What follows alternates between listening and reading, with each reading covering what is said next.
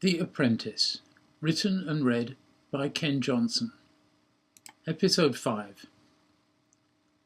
If you believed the street sign, the name of the street that ran beside Rosenthal Harbour was Srijachlottig.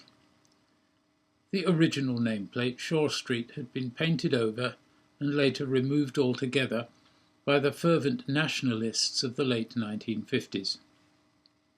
The county council, probably wisely, had not replaced it, arguing that had the English language nameplate been removed during the war and the Gaelic one left in place, it would have been easy to catch German spies because they would have to ask which street they were on, or how to pronounce it, or pronounced it comically wrongly.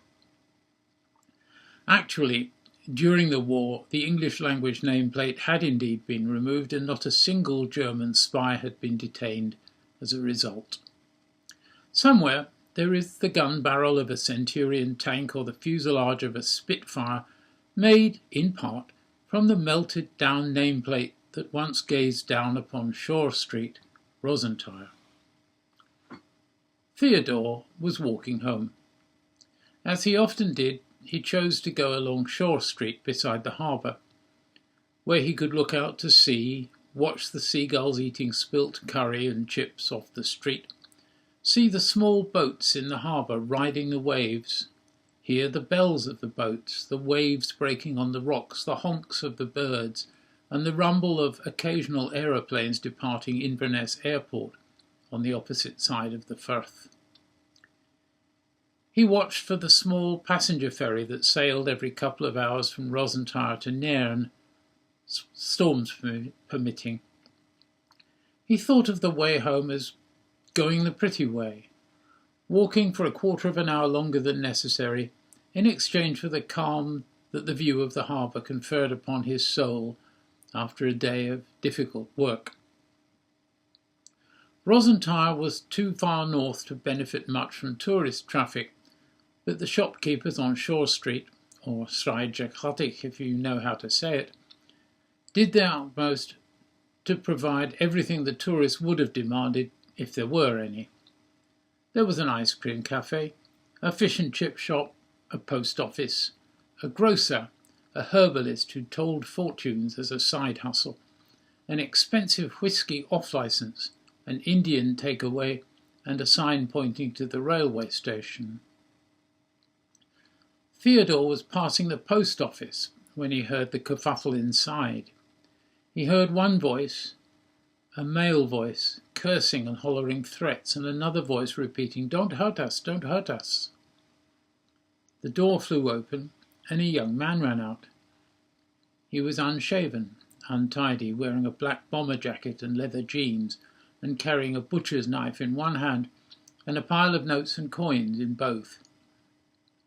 Instinctively, Theodore stuck one foot out. The young man tripped over it and fell hard.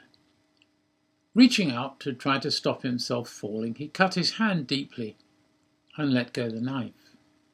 With the other hand, he released a cloud of banknotes and a shower of coins to the four winds.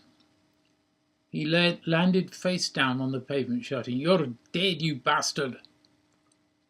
The force of the collision knocked Theodore off balance. He stumbled and landed heavily on top of the thief, just as he was trying to stand up and grab hold of the fluttering cloud of banknotes.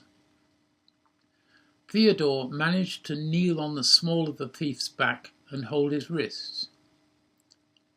He heard applause from the post office clerks, a man and a woman both in their 50s, who had spilled out onto the street, and cheers, "Well done, sir, well held," from a tourist in a Burberry overcoat and a sou'wester, who had been standing looking out at the harbour and taking photographs with an impressive big black silver Leica. "Do you have your phone?" said the male post office clerk. "It's in the shop," said the female post office clerk. "I'll dial 999. "That won't be necessary," said WPC Rayner Shaw. "I'm here already." "Theodore." "It's all right, I'll take over from here." "Pig! Bloody pig!" came a shout from the felled man. "Hamish Todd," said Miss Shaw, as she grabbed the thief's arms and wrestled them into handcuffs.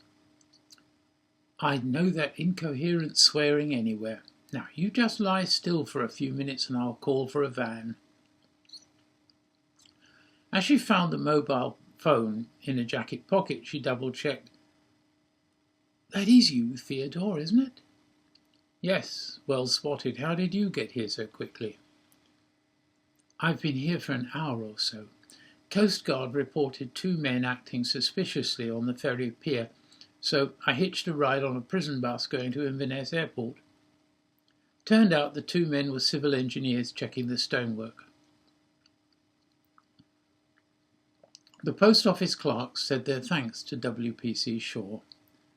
They assured her that they would make witness statements in the next day or 2 and they didn't need an ambulance, and they traipsed back into the post office and put the closed sign on the door.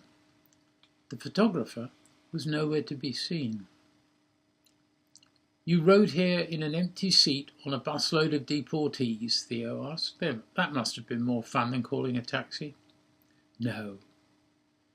Miss Shaw shook her head. It was 6 long sentences on an educational visit to Spain. Language, landscape and liquor sort of thing, but not necessarily in that order. It keeps them out of trouble.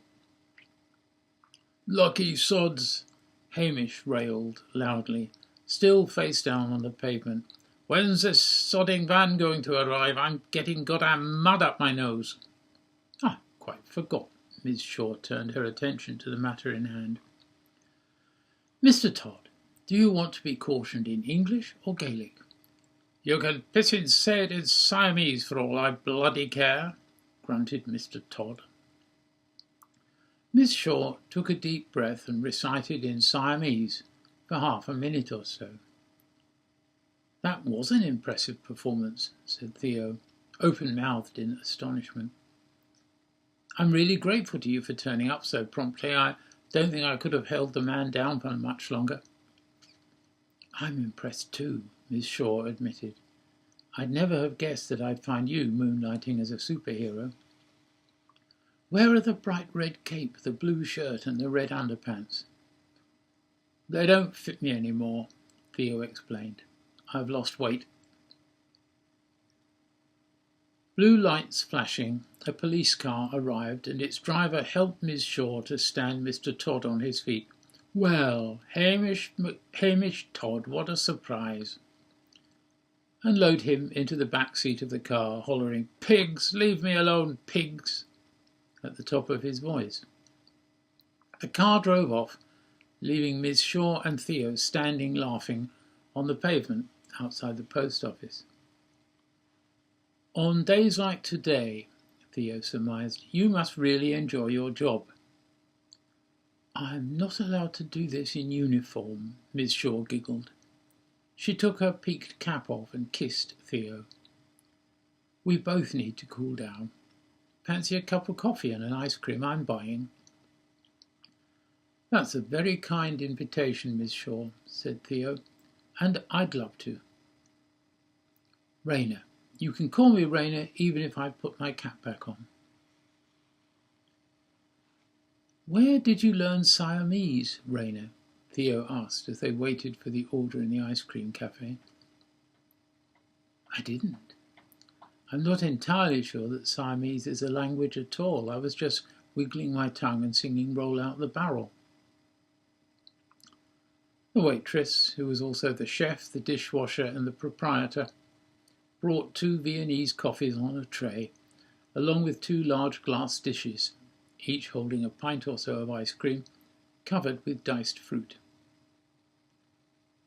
"I'm glad it sounded convincing." "Very convincing for a minute and a half of unrehearsed soliloquy, I'd say." "Well, not quite unrehearsed," Raina admitted. "I go to a Pentecostal church occasionally." "Let me ask your opinion about something."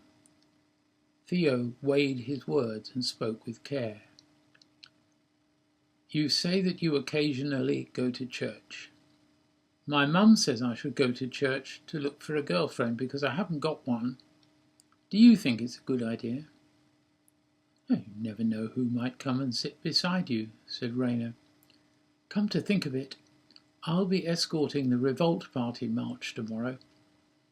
If you want to talk to me about the Pentecostals, why don't you join them?